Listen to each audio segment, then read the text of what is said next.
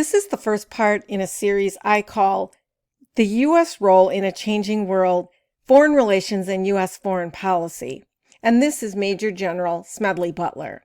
Smedley Butler was the oldest son of a Quaker family from Westchester, Pennsylvania. Butler's father served as a representative for the state of Pennsylvania in Congress, and his maternal grandfather was also a Republican congressman. Butler served in the Spanish-American War, the Philippine-American War, the Boxer Rebellion in China, and World War I. He became known for his bravery and relentless leadership in battle. Butler was awarded multiple medals of honor, an Army Distinguished Service Medal, the Marine Corps Brevet Medal, and a Navy Distinguished Service Medal. In total, he served for nearly 34 years in the Marine Corps and earned 16 medals for his time in service. He is currently the most decorated Marine veteran of all time. He died in 1940 at the age of 58.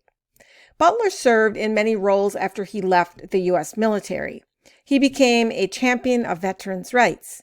He supported the so-called Bonus Army, which was a large group of veterans and their supporters who lobbied Congress for payments of bonds issued to veterans before the war. This earned Butler many accolades, and he was immensely popular. He had an ability to rally people under his leadership. Two members of the American Legion, Gerald C. McGuire and Bob Dole, approached Butler in 1933 and asked him to speak at a Legion convention in Chicago. They wanted him to talk about problems with the Legion's leadership. At first, Butler considered doing the talk, but after several meetings, he became suspicious of the real motives of the two men. During their second meeting, McGuire showed Butler bank statements detailing over $100,000, which would be nearly $2 million today. McGuire said he wanted Butler to use this money to bring veteran supporters to the convention. Butler became extremely suspicious because he wondered where a group of veterans would get such a sum of money. McGuire also wanted Butler to give a speech that had very little to do with veterans' affairs. Instead, the speech seemed to be aimed at criticism of President Franklin Delano Roosevelt and the move away from the gold standard. This was an issue of much concern to many bankers and elite officials in the country during 1933. Bankers were afraid their gold-backed loans would not be paid back in full if FDR's policies were to be implemented. Other areas of concern included Roosevelt's plans to provide subsidies and jobs for the poor. This alarmed elite businessmen and bankers because, to them, it indicated a move toward socialism and perhaps even communism. When General Butler met with McGuire's supervisor, Robert Sterling Clark, Clark was quite blunt and explained to Butler that the real interest was preserving the gold standard. Clark even told Butler that he, quote, had $30 million and was willing to spend half of the $30 million to save the other half, end quote. General Butler then refused to give the speech at the convention in Chicago. He did not hear from McGuire and Clark for quite a while, but received postcards from various locations in Europe, including Italy, Germany, and France. Eventually, McGuire called another meeting with Butler, and during this meeting, McGuire admitted that the money he had gathered to present to Butler came mostly from the captains of industry or very elite wealthy industrialists. He also told Butler he had traveled to Europe to view how veterans operated in other governments and had found that a facet of the French government was in fact run by veterans. McGuire thought that a military state run by former servicemen with FDR as only a figurehead would be the best way to save the country. He wanted Butler to lead a group of veterans who would bring this about. McGuire suggested it could be done with an army of 500,000 men. It would be financed with funds from rich businessmen. He thought Butler could lead a peaceful march on the White House to displace Roosevelt. General Butler was astonished by the plot, which he considered a coup d'etat intended to overthrow the presidency of the United States. He decided it needed to be stopped, but he knew he would need somebody to corroborate his story. So he asked Philadelphia record writer Paul Comely French to meet with him and McGuire.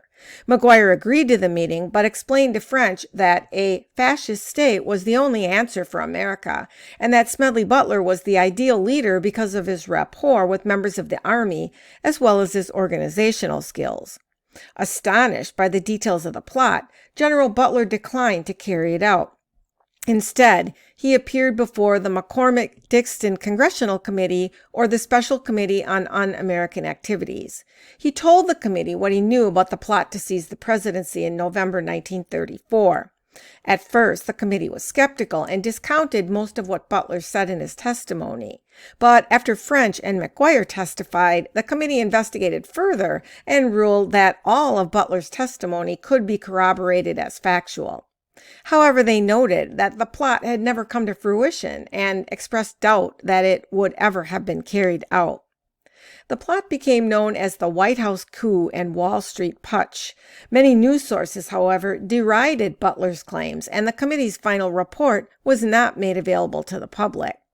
The likely reason for this was that those implicated in the plot ranged from the powerful DuPont family to Prescott Bush, the father of future President George H.W. Bush and grandfather of future President George W. Bush.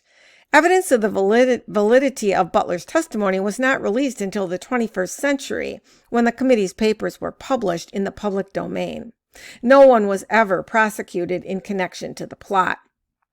After it was all over, Butler went on to continue advocating for veterans and became a staunch opponent of using the U.S. military for the purpose of generating profit for big business. His views were published in his book, War is a Racket, in 1935. In his book, General Butler declared that, "I wouldn't go to war again as I have done to protect some lousy investment of the bankers. There are only two things we should fight for. One is the defense of our homes, and the other is the Bill of Rights. War for any other reason is simply a racket. I spent 33 years and 4 months in active military service, and during that period, I spent most of my time as a high-class muscle man for big business, for Wall Street and the bankers. In short, I was a racketeer, a gangster for capitalism." There's no telling how far the plot to overthrow the president may have gone without intervention by Butler. However, its failure was definitely the work of one very patriotic Major General of the United States. Smedley Butler was a true American hero. And the interesting thing to note about all of this is that I spent many years in the public school system teaching U.S. government, civics, U.S. history, constitutional law, and many other topics in the area of social studies, and never once is General Smedley Butler mentioned. He's not mentioned in any of the textbooks. I asked all of the other teachers in the social studies department in which I worked. They knew nothing about Smedley Butler.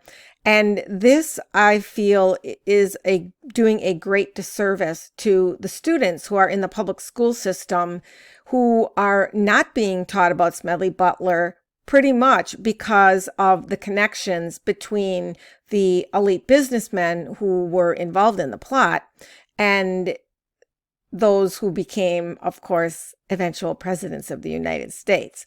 And I will have more to say as I go along about the connections between that particular family that I'm speaking of and the rise of Adolf Hitler in Nazi Germany before World War II.